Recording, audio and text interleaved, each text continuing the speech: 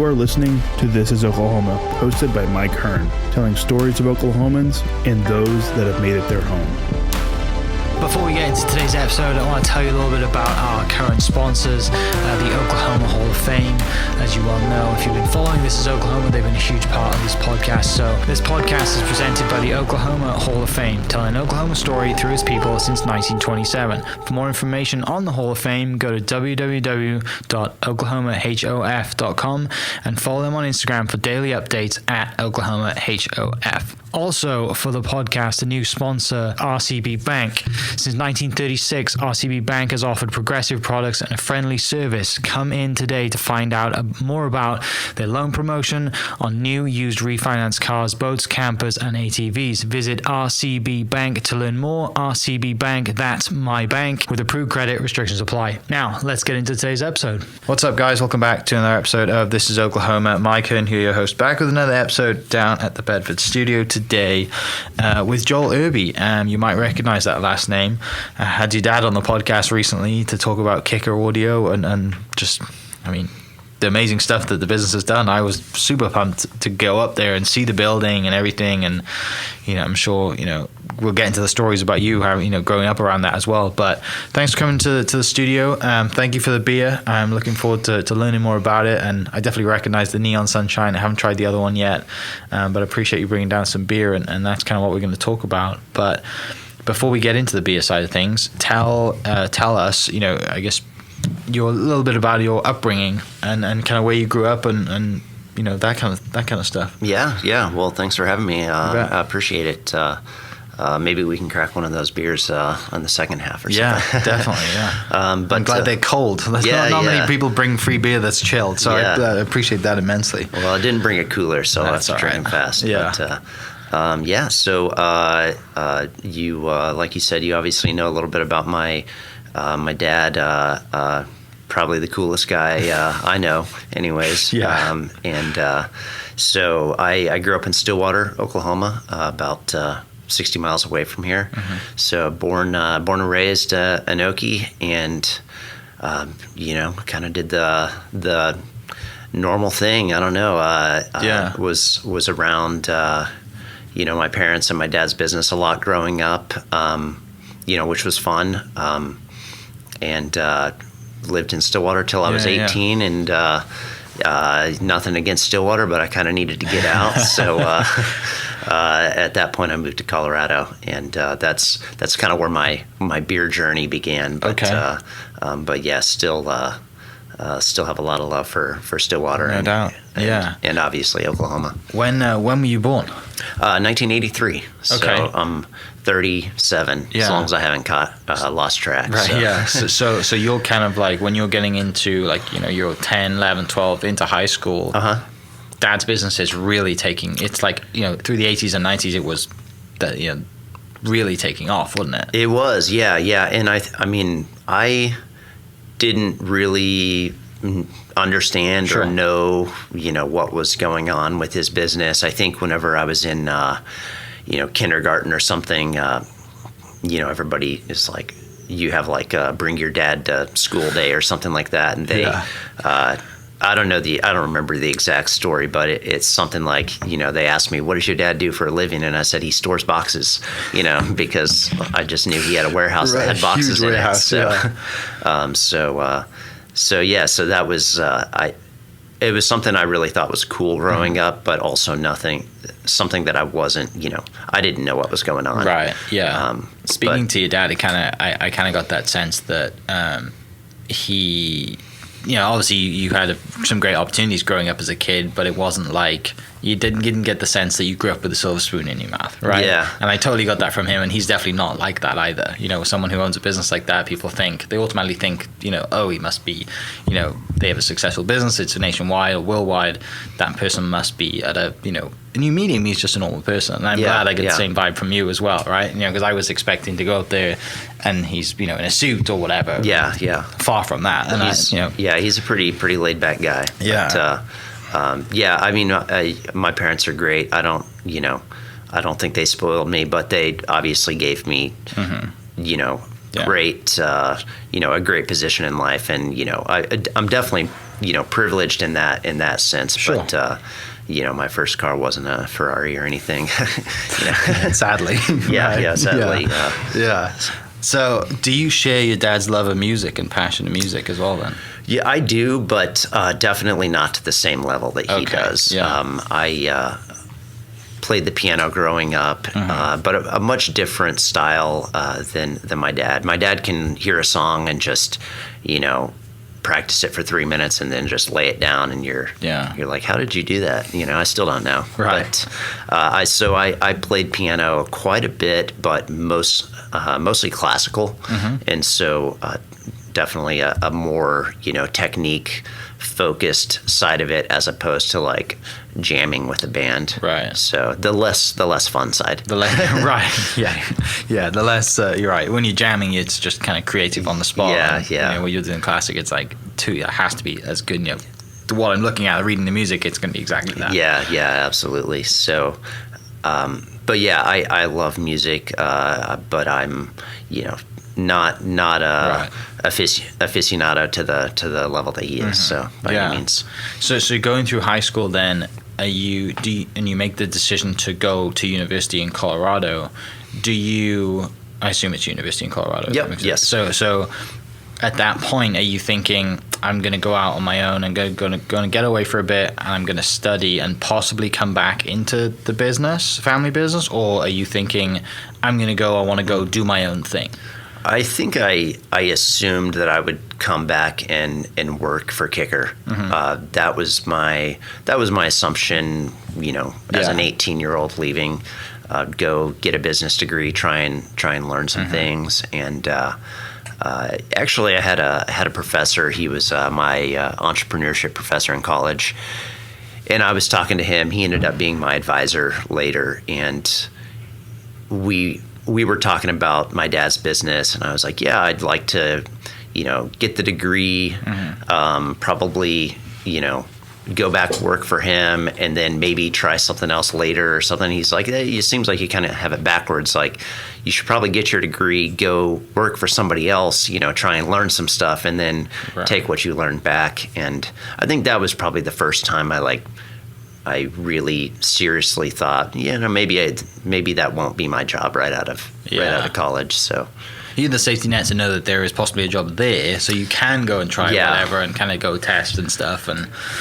where in Colorado do you go to university? I was in Colorado Springs, a little school called Colorado College, pretty tiny liberal arts school, actually about the size of my high school. That small. So. Yeah, I went to a small school too, and I kind of I wonder what it would have been like if I'd have gone to a bigger school. But then I also kind of you miss out on the little things, don't you? And having grown up around Oklahoma State, I think I knew that I wanted something a little bit smaller than that. So you probably already had that experience living in a college town anyway. Yeah, right, I mean, in high school. There's something to be said for a big school, and football games are a blast and that sort of thing, but there's also very little personal connection. You have a class with 200 people in it, and at my school I think the max size was 20, and so you can actually know your professor by name, and if you show up or don't show up,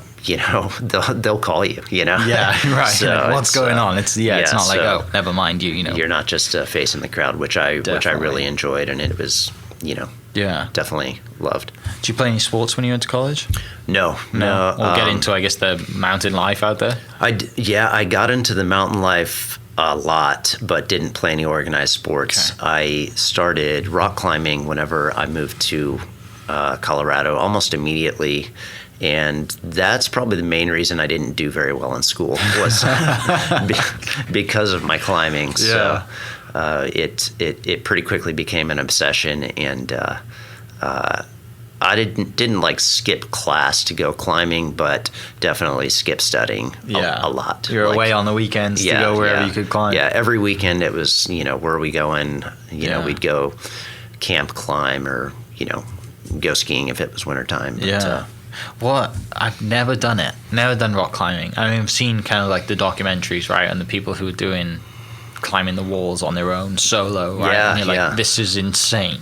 Well, that is insane. Right? And you're doing it with clips and stuff, but it's still not. I mean, it's you're not just climbing the rock wall that's at like the rock climbing business downtown, right? Yeah, or like yeah. the wall that shows up on the back of a trailer at a carnival or something. Yeah. No, I mean, we did all sorts of stuff. Still do. I just went on a trip to Yosemite last year with 2 of my best friends from college. So we don't climb as much together as we used to, but still doing it. But yeah, everything from big mountains to little boulders and everything in between. So right, just it's the all love of outdoors, everything that we don't have in Oklahoma. yeah. No, that's I definitely miss it. So it's luckily it's an easy drive or flight away, and Definitely.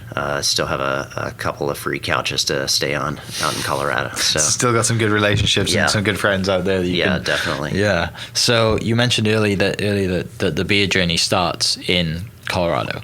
Tell me about that. Yeah, so I think the first time I ever had craft beer, which is what I make, was at school, at college.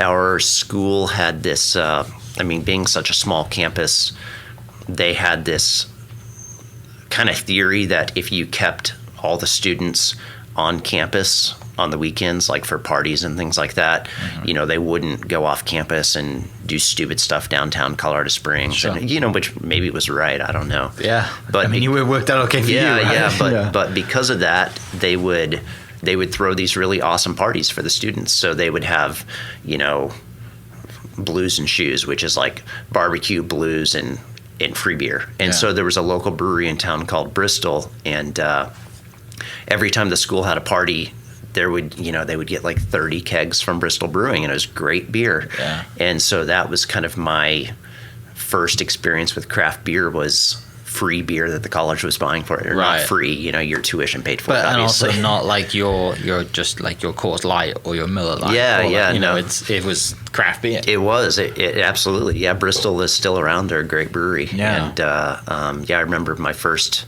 hoppy beer was their pale ale. I thought it was terrible. It was like, this tastes like grass clippings or something like that. So, Which is kind of like you're explaining. Some people are probably like listening, think, yeah, I get that too when I try my first pale ale, it's like, am I or chewing IPA on or a whatever. pine needle right now, or what's going on? Yeah. Now I love them, but at the time it was like, this is not what I want. I want that honey wheat. Right. know? So where does it go from there then to I want to start do you start like brewing it with friends how do you get into like thinking I want to make this stuff?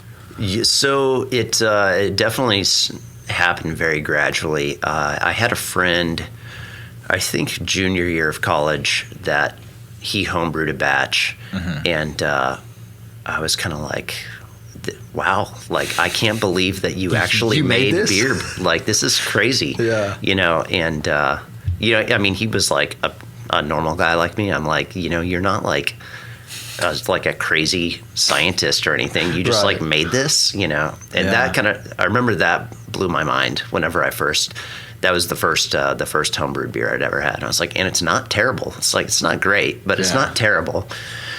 So I thought that was really cool. But really I graduated, I had learned that I didn't know what I wanted to do. I didn't know. Yeah. I wasn't sure whether I wanted to go work for my dad or not, or explore something else. And so I was kind of floating a little bit, doing like some odd jobs, and had some free time. And so I started homebrewing. And in Colorado? No, this was actually in Oklahoma. So you moved home. Okay. Yeah, so I graduated. My parents were nice enough or foolish enough to let me stay in my old room for a little bit of time, and I started brewing in my mom's kitchen, which was my mom's very, very clean, so that was probably She was thrilled. not her favorite thing. Does she drink too? She does. She drinks a little bit of beer, Yeah. not a lot, but yeah, We're doing a lot worse if she doesn't drink. yeah, definitely. Yeah. So started homebrewing, and it was one of those things that kind of clicked. I was like, this is awesome. Like, I love doing this. This is really fun. And so, I kind of went along with the home brewing, and I think after my second batch, I was like, you know what, I think I want to work at a brewery. Or actually, I said I want to open a brewery. And then I did some research, and I think, a couple people gave me some good advice of, maybe you should work at a brewery before opening a business that you don't know anything about, which is pretty good advice. Yes. So, to say the least. So I changed my focus from opening a brewery to working at a brewery. So I moved back out to Colorado. Mm-hmm. It was kind of my parents were like, you should probably like find your own spot. And this was around the time I was coming to the realization that, I wanted to work at a brewery. And so it was kind of it was good timing. I'd outstayed my welcome. And there was no kind of brewery scene here yet that you could go. There were a couple of breweries. I think Coop was pretty new at the time. This was trying to think. This was probably in 2007 when this was all happening. 2006, 2007. So I think Coop was brand new. I think Marshall was around, but they're both like brand new breweries. So Colorado was the Not obvious the place. What it is today. Yeah. So I moved back out to Colorado. Ended up working construction for 7 or 8 months while I tried to get a job at a brewery, which turned out to be really hard. I got rejected a lot. So. And finally got a job at a place called Boulder Beer as a shipping assistant. So I had luckily at the construction job, I'd learned how to drive a forklift, which is the only reason I got hired as the shipping assistant, because I knew how to drive a forklift. So, so finally. Yeah. So then you go out there and you just kind of like learning as much as you can and spending as much time with the brewers on your off days and your off hours, or just kind of soaking it in. I was still home brewing like crazy, so I was still brewing on my own, kind of developing recipes and that side. At the brewery itself, I was doing shipping and packaging, so it wasn't like. You couldn't really. It was a big enough brewery that you couldn't really just like hang out with the brewers and like brew with them and stuff. Yeah. But still, there's on the packaging and shipping side, there's an absurd amount of things you can learn too. So, with the other employees that you were there with, were they? I assume. They don't work for a brewery because they don't. They clearly would have an interest the same as you. Were they brewing themselves as well? Like, could you kind of had a core group of employee friends that you would brew with and stuff like that? Yeah, I had a couple friends that we would get together and do small batches with, and I lived with one of the other employees there. Me and him and a few other guys lived at a house in the mountains, and so we would do batches up there every once in a while. But how long did you stay there before you decided to come back? Well, so I was at Boulder Beer for I think about 4.5 years. So I spent a couple years in the shipping packaging, and then one of their brewers left, and I got hired on to be a brewer there. Nice. And so I brewed there for a couple of years, and then I moved across town to a brewery called Avery Brewing, and ended up brewing there for about 4 years as well before moving back. So you spent quite a lot of time learning and working and close to 9 years working at those two breweries, trying to. Well, I wouldn't say like the whole time I was so focused on learning. But you are like, you're in it, aren't you? Like you're there, and even if you're not learning, you're picking up things that like you're just around it, so it becomes normal to you. So that when you do take the jump, it's not like you were when you just graduated. Like, I'm gonna open a brewery. I know nothing about it, and that's a good lesson for people listening too. Like what you mentioned is just you spent 9 years working in the industry. Mm-hmm. Some people listening that might have, I want to do it now, right? With no experience, I'll just figure it out. And we wonder why businesses crash and burn. Yeah. That was how I felt at the beginning. But I don't know if it was my dad or a friend or somebody who told me to get a job at a brewery first, but whoever it was smart, During this time then, are you keeping an eye on what's happening in Oklahoma and the scene that's kind of like evolving here? Yeah, definitely. So the biggest thing I was keeping an eye on was the laws, because the laws used to be very unfriendly to breweries here. And so I didn't really want to open a brewery in Oklahoma when, these laws existed. The biggest one was that tap rooms were essentially illegal. Okay. You could have a tap room, but you had to limit the alcohol percentage to 3.2, so like low point beer. Yeah. And most people don't start breweries to make low point beer. Right. Or not exclusively anyways. Yeah. It's totally the opposite usually. isn't it? Yeah. So, I mean, we make beers right now that are less than that in alcohol, but it's because that's true to style, not because we want to that it was needed or whatever. Yeah. You stick to as creators, good, and when you're brewing as brewers, like the last thing you want is constraints by the law that says because you want to be able to go do what you want to do and push the limits, right, of your creativity and your brewing skills. And if it comes out and it tastes great, but it's rocket fuel, you might have to dial it back a little bit. But dialing it back from a 7 to a 2 or a 3 is, I assume, is really not easy to do. Yeah, to keep the same flavor. There's just certain styles that you can't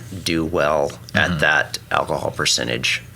It's not that like we're trying to make our beer strong, but it's almost impossible to make a 3% IPA taste great. It's gonna taste thin, and the mouthfeel's not gonna be right, and the hops are gonna overwhelm the thin body on the beer, and so or like a stout. It's you can't make a rich stout at 3% alcohol. Right. It's just not really possible. So then after working 9 years, was it always kind of in your mind that you would come back and open one in Oklahoma, or were you, I know obviously you keep an eye on the laws, but before you went out there, were you thinking you would come back? Or were you just thinking, I'm just going to open one, I don't know where it's going to be yet? Yeah, I think for a long time I just had no idea. Right. And I mean, there was a while at Avery where I just, I really loved my job and loved what I was doing and where I was living, and and climbing on the weekends. And I was like, maybe I don't want to open a brewery. Maybe I just want to do this. This is, because I really enjoyed it. So, so it wasn't, I wasn't like singularly focused on this one thing the entire time. Maybe I should have been. I don't know, but I mean, it's worked out. Whatever, worked out. But you're right. These are going to get hot, so I might crack one of these. Yeah, for sure. I might grab one too. But this is for everyone listening. This is the Neon Sunshine that we're drinking, and it's you're drinking the Astrodoc. Yeah, this is our year-round IPA. Yeah, thanks. Wonderful. Never too early for a beer. It's a good thing people listening don't know how early it is. It's great. Yeah. So the laws are changing, and you see that it's possible for you to open one back in Oklahoma. Yeah. Tell me about that process. How are you doing that and thinking? And do you go like the Craft Brewers Association route and have a spot there, and then like that seems like the general thing to do right here at the moment is they go there and get the help from there, and then they open up their new spot. Yeah. I think, there's obviously not like a how-to guide, although I would have really liked one a few years ago. But so it was definitely a very gradual process. It really, like I was saying, I was keeping an eye on the law changing. Things hadn't changed, but the climate really looked like they were going to change. Like one thing that craft breweries almost always have going for them is public support, because it's small business. You're making a fun product locally. You're bringing jobs. And for Oklahoma, it's kind of a new industry almost, or it was. So that always helps is, having there was hype about having it people and having people like you, Yeah. But so I was keeping a close eye on that, and I got a call from a friend, actually really a brother of one of my friends growing up, who lives in Oklahoma City, a guy named John Dotson. He called me, and he was like, he was a banker at the time, and he was trying to switch from banking to real estate developing, and he called me, and he's like, hey, I'm trying to develop this building, and I really think a brewery would be awesome here. He's like, do you have any interest? And at the time, I didn't know him real well, but he would come by Avery about once a year, and we would have a beer. So we had kind of kept in touch. But So he called me, talked about it, and I was like, oh, maybe I'll think about it. I was like, I'm pretty pumped about what I'm doing right now, so I'm not like set to do it. And he kept calling me. He's a pretty persistent guy, in a good way. Yeah, that's reasonably successful. Yeah, right? yeah. So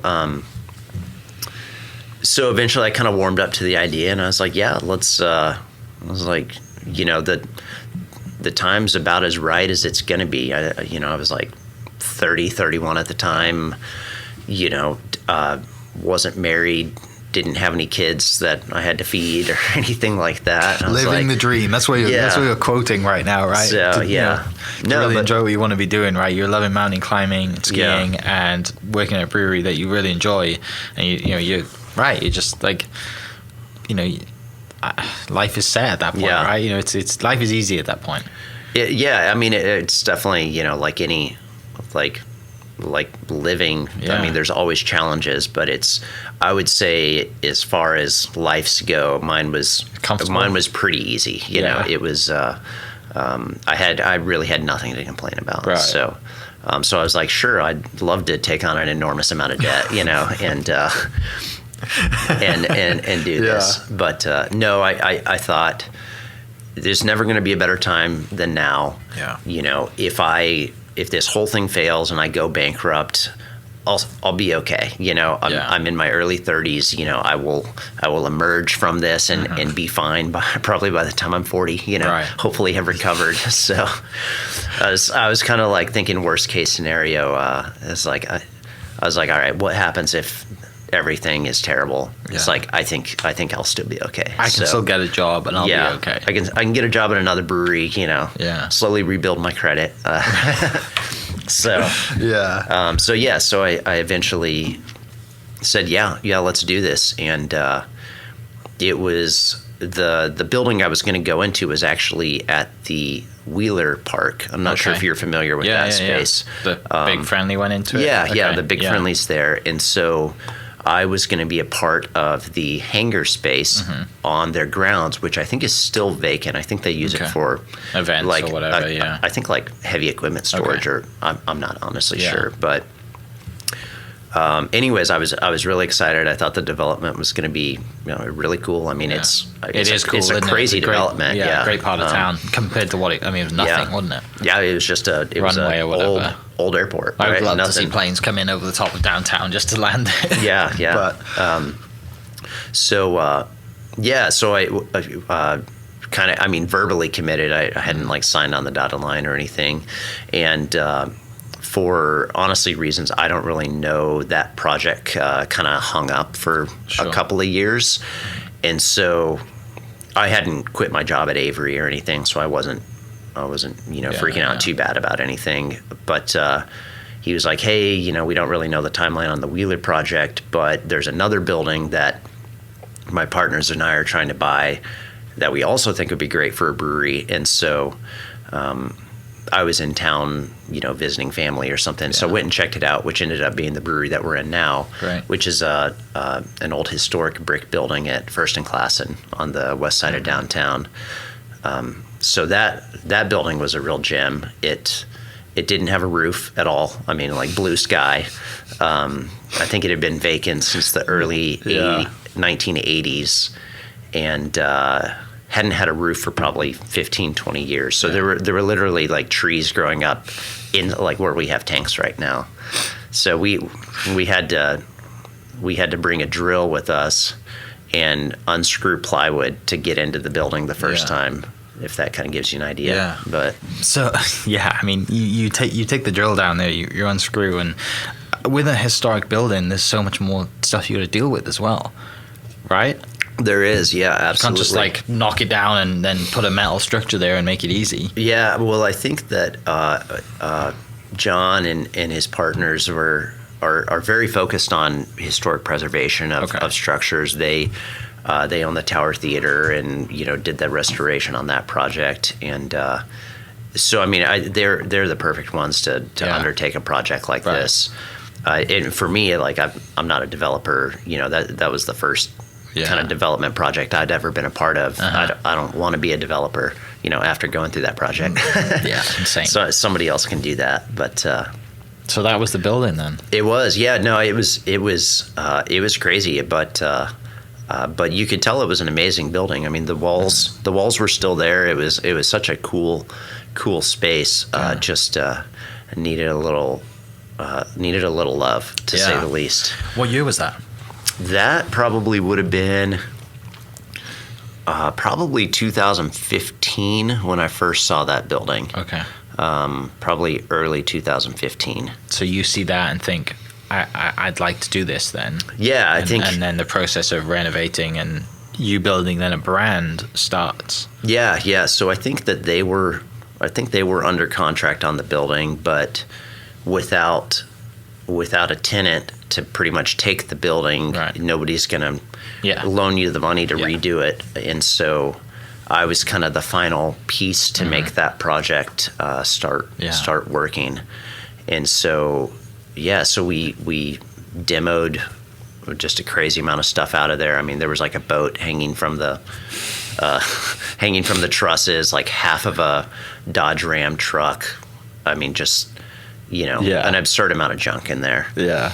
So, but yeah, I think the renovation project was about 1.5 years on the space, which, considering how it used to look and how it looks now, doesn't seem like that long to me. But right.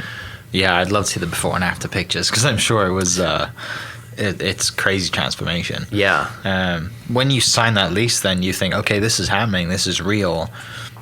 Now you could still have gone from like home brewing to, I need a business plan, I need to pick a name and a brand and figure out where in Oklahoma City I'm going to fit in if all these breweries are now popping off. Yeah. How's that? It's definitely difficult. Yeah. I mean, I have a kind of a business degree from college, and that didn't really seem to help much at all during the whole process. And so it was kind of, talk to people who have done this before, get what information they're willing to share, which was a lot. I mean, I had a lot of people give me just a crazy amount of help. So that was crucial to the whole process. Then, like you said, writing a business plan, which, I didn't do like the traditional, like, written out business plan, but I did, financial projections and all that sort of stuff. The banks weren't going to give me any money without that stuff, obviously. So try and make it look, good, but not too good. Right. But also realistic, because you don't want to default on your bank loan either. Of course. So and then choosing the name, that actually ended up being one of the hardest parts of the entire process. It turns out, with 6,000 breweries at the time, now there's like 9+. Everyone's got something brewing. Yes, right? it's there's not a whole lot of all the obvious ones are taken. Right. And you don't want to go too weird, and then it turns out even if you have to take into account wineries and distilleries and even some bars, if they have the same name, you can't overlap. So I used a trademark attorney, and so I would send her a list of like 5 names, and she would be like, nope. And then I'd brainstorm for 3 more weeks and come up with 5 more, and she's like, you could maybe use one of these, but getting closer, but no. Yeah. So how do you settle on Stonecloud? So I really, having the mountains be such a giant part of my life out in Colorado, I really wanted to draw at least some inspiration from the mountains for the name. And I was reading a climbing book. It's this book about climbing desert towers, which is my favorite type of climbing. It's basically sandstone towers, like out in arches and canyonlands and that sort of thing. Old Western movies type John Wayne stuff. Absolutely. Like the red kind of stuff. So that's, in my opinion, that's the end all be all of climbing, is climbing sandstone towers out in the desert. The thing I think of when you say that is that scene in, it might even be Mission Impossible 1, when he's like, Tom Cruise is on the. Yeah. And he gets a phone call and he's like, kind of busy right now. Yep. totally unrealistic scene, but that's exactly the sort of climbing I'm talking about. I'm glad I'm on the same page. Yeah.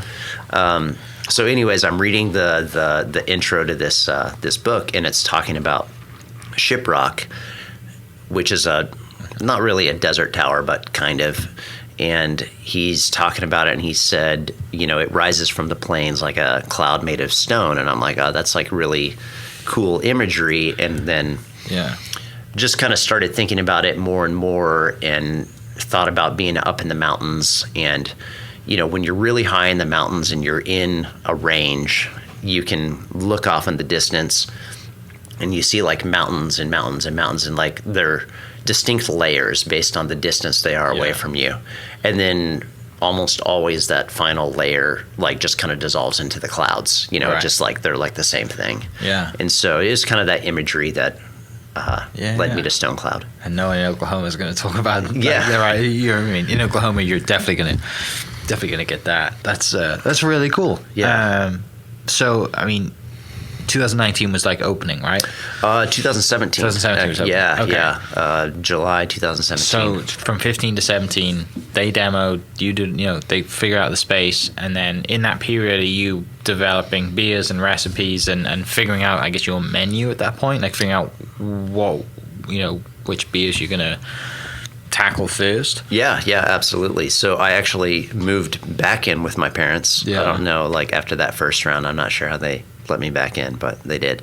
So I moved back in with my parents and essentially did all of that, working on the business plan, that stuff. Picking Dad's brain every now and then. Yeah. And I had also, I'd bought a pilot system. So it's like a 1 barrel. Well, a barrel is 31 gallons. So for us, it's a pretty small system. It's like a test batching system. Yeah. And so I'd bought a 1 barrel system and really just started like cranking out test brews on that.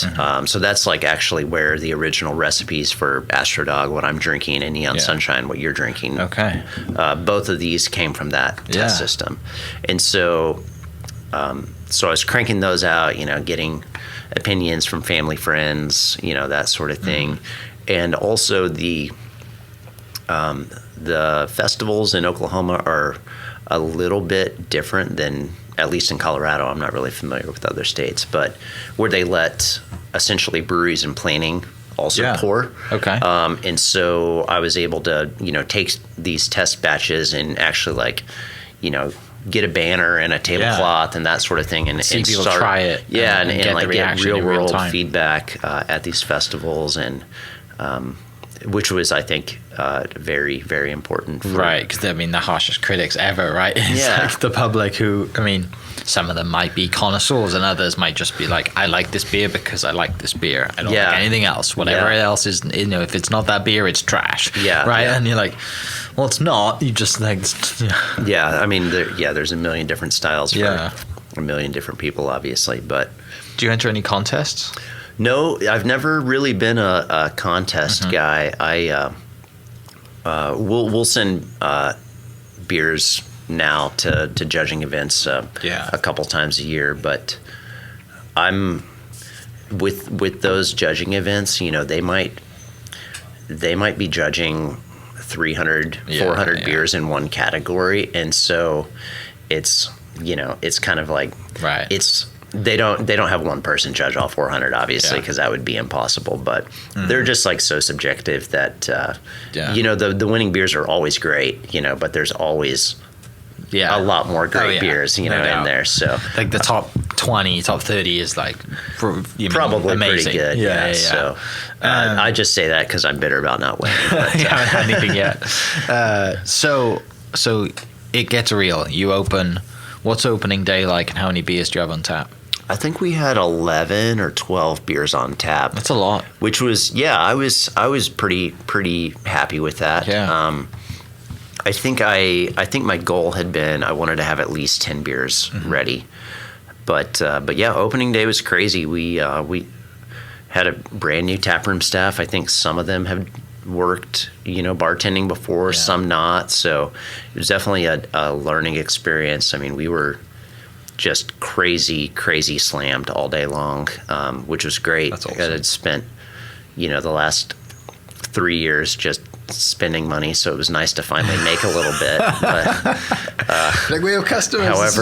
however little it was, but it was nice to see that flow the other way a little bit. So. And since then, you guys have you developed more beers and continued to evolve, and just kind of nailed the process, and obviously you're still in the same space, which is great. Yeah, we have really kind of push the R&D side of beer pretty hard. That's really, for us, that's the fun side. Yeah. So it's not really what pays the bills. Neon Sunshine is our best seller. Like that beer keeps the lights on. You can drink it all day. Yeah. Right? Like there's some beers you can have one or two, but you can drink Neon Sunshine. I mean, I love it. It's a fantastic beer. But yeah, I think what we really get excited about is testing out new beers, having fun with new ingredients. We started making hard seltzer, which is... Oh, really? Yeah. So, I mean, it's like a whole nother... Getting on the craze. Yeah, it was one of those things. I think whenever I started the brewery, I was a little bit more of a purist than I am now. I think I'm, having run a business for a few years, I'm definitely more open to... Cater to the wives that have been dragged along to the bar by beer-loving husbands. Yeah, it's... I mean, you'd be surprised. I think we see almost as many men as women drinking seltzers, but... And I mean, we're doing crazy stuff. We make like a smoothie seltzer now. Okay. It's like an alcoholic Jamba Juice. Oh, I mean, dangerous. It's, everybody... Perfect for the summer. Yeah, no, it's wild. It's one of those things that, everybody's like, really? Like, and then they try it and they're like, oh my God, I get it. This is ridiculous. Yeah. So, it's that stuff is fun and helps keep things like fresh and interesting. But for me, like seltzer's a whole nother thing. That's kind of a side game. Beer is always what I'm not passionate about seltzer. I'm passionate about beer. Right. So. But you like that's you're creative enough and have the time enough to like, let's try it. Why not? Yeah, and it's fun and and if you can bring in some more income at the same time, it's like why not? And the scene, obviously, since since the laws changed, since you signed the lease in 2015, and the last 6-7 years has just, I mean, would you ever think it's this good compared to what it was?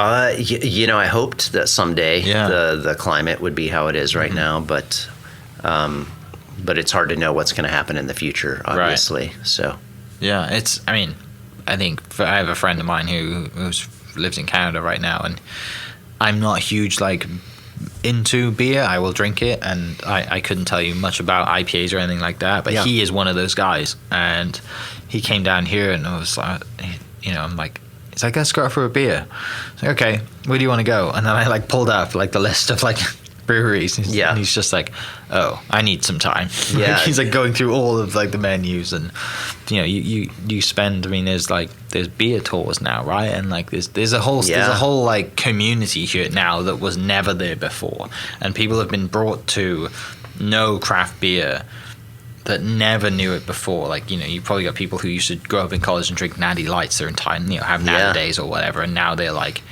oh, I drink this because of, and they spout off and they tell you all about, the beer that they're drinking. Yeah. I think from my perspective, I want it to be definitely more mainstream. I don't want people to feel like they have to be the wine community. Yeah, I don't want people to feel like they need to know about beer to go to a brewery and enjoy beer. Yeah. I think that's coming from Colorado, where the beer scene is just so much more mature than Oklahoma. Mm-hmm. It's going to a brewery is just a normal part of life for most people. It's it's like, hey, you want to meet me for a drink? It becomes their local. Yeah, it's like brewery, bar, restaurant, whatever. They're all given equal weight. And in Oklahoma, I think it's still a little bit more of almost like a niche spot to go. I guess we could go to a brewery, but I would love to see that more mainstream as far as, just like a casual place to hang out. We're definitely going more for, we're like the coffee shop with alcohol Gotcha. vibe. You know, we're not going for like, we don't want a late night party at our spot. So that makes sense, though. I mean, it's cool to do that because there are plenty of places that have, if you want to have that late night party experience, then go for it. Yeah, but somebody else can do that way better than we can. We don't want any part of that. Yeah. Talking about, I guess, going into the future, then what are you working on any beers right now? You know, things are opening back up. You guys are getting back out to festivals and events, and by the time this goes out, you would have done your a big event at the ballpark. What's kind of the future hold, and what's the vision for new drinks and stuff like that? Yeah, so we definitely have a lot of stuff planned, or always try to anyways. And it's nice to be mostly out of the pandemic so we can actually make those plans a reality. But in the near future, we're actually going to expand our distribution out of Oklahoma and go into North Texas. And so that'll be both a challenge and it's really exciting. Yeah. So I think it's the North Texas area is kind of a natural extension, just being so close and having such a large population. So that'll be fun. That'll be the first time we've been outside of Oklahoma. Okay, yeah. And we're actually in the process of opening another taproom location. Awesome. Which I can't quite say where it is, but hopefully in the next few weeks we'll have That's great. plans and renderings that we can share. So that's great. That's another really exciting thing. Right. To do that so early on in kind of business that you've been in, and some people just move to a bigger location, right? Instead of opening up another room. Yeah. That's really cool. Yeah, it's from my perspective, the model of growing enormous and getting in all 50 states is maybe not dead, but it's pretty close. Yeah. It's, if you wanted to be the next Sierra Nevada, you need to have about endless supply of marketing dollars. Yeah, literally, that's it. You need to open up with $100 million to market. That's the only, buying Super Bowl ads and all the rest of it. Yeah, that's the only way you can achieve that kind of outside of very special circumstances. Really, the only way you can achieve that sort of widespread growth is marketing right now. There's Sierra Nevada did it organically in the 80s, right? But to do it now, it's more competition so even trying to replicate that sort of growth model is just not even worth it. So for us, it's more of a community focused growth model where it's we'll expand distribution geographically as it makes sense, but we never want to push it. We don't ever want to go somewhere where people don't already want our beer. Yeah, and so that makes sense. So for us, North Texas is great. We get people in our tap room all the time from Dallas who drive up to it, and the Dallas market's huge. I mean, it's bigger than all of Oklahoma. So there's plenty of people down there that you could sell to that are super close and easy down I-35. But focusing on that community growth, going to another city and trying to create the same experience that you've created at the main brewery, I think is a much more sustainable way for us to. Well, it keeps you on your toes too, because you get to it's exciting, isn't it? You're I'm going to go open up a new spot now, and I get to do it all again. And I've learned from doing it before, and we're going to do it, this way, and just that's really awesome. Yeah, and actually, speaking of law changes, the latest law change was actually the legalization of satellite tap rooms, and so it doesn't have to be super brewed on. It had to be brewed on site, right? It still has to be a brewery, so you still need to be able to brew there, but you don't need to brew everything that you serve there. And so for us, the big thing for us is canning. Our canning line is very expensive and has a lot of moving parts. And it just doesn't make sense to try and put another canning line at another location because they're just so expensive and require a lot of expertise to operate. Or it would just be so much better if we could take Neon Sunshine that we make at the main brewery and bring it here. So that was really the holdup, and that this past legislative session got changed. So would the hope be going forward to just open up different spots then? Because of that law change, like coffee shops around different cities around the state? To a certain extent. I mean, we would never want to have a dozen. You wouldn't want to franchise it basically and have no, it's a we bunch of don't we them don't out want there. to. We also don't want to cheapen our brand by That makes having sense. it everywhere. Yeah. So only if it makes sense, and only where we feel like it's a perfect fit. So good, so I would it's a say good a problem very to have. limited number, but potentially one or two more. Yeah, So. that's awesome. Well, mate, thanks for coming down. Thanks for bringing the beer and sharing some great stories. Now people listening have the backstory of where it started, why the name is the name, and and just your story of going to Colorado to work and think, what, maybe I don't want to do this, maybe I do, and then you get that phone call and you have the opportunity, and timing is everything. But for people listening, where can they go to follow you? The address of the brewery if they don't know it already, and then social media stuff as well. Yeah. So you can find our beer across Oklahoma in most locations, and if they don't have it, please ask them for it. Tell them you need it. Yeah, tell them to order it. But our brewery is at 1012 Northwest 1st Street, just on the west side of downtown. Look for the enormous Sunshine Laundry Cleaner neon sign, but we won't do your laundry for you. That was the previous occupation of the building. And we're at Stonecloud Brewing on Instagram, and Awesome. I think just Stonecloud Brewing on Facebook. Yeah, for people listening, I'll post the links that Joel just mentioned down in the description, so you can go right to that, follow him, buy yourself a beer. I'm currently drinking the Neon Sunshine, which is fantastic, so you should go try that. But thanks for listening, and we'll catch you next episode. Cheers. Thank you. This podcast is presented by the Oklahoma Hall of Fame, telling an Oklahoma story through its people since 1927. For more information on the Hall of Fame, go to www.oklahomahof.com and follow them on Instagram for daily updates at oklahomahof. Also, huge shout out to RCB Bank for jumping on board to be a sponsor. RCB Bank's loan promotion is here for a limited time. Head into any of their 40 Oklahoma locations to get as low as 1.79 APR on your next car, boat, camper, or ATV. Apply online at rcbbank.com. RCB Bank, that's my bank. Rate and finance with approved credit. Restrictions apply. Member FDIC. Huge shout out to my sponsors. Thank you for listening. We'll catch you next episode. Cheers. Thank you for listening. We are inspired by those around us and hope that you are too. Make sure you subscribe to this podcast on your favorite podcast platform and leave us a review so we can keep telling your stories. For more great Oklahoma content, follow This Is Oklahoma on Facebook and Instagram.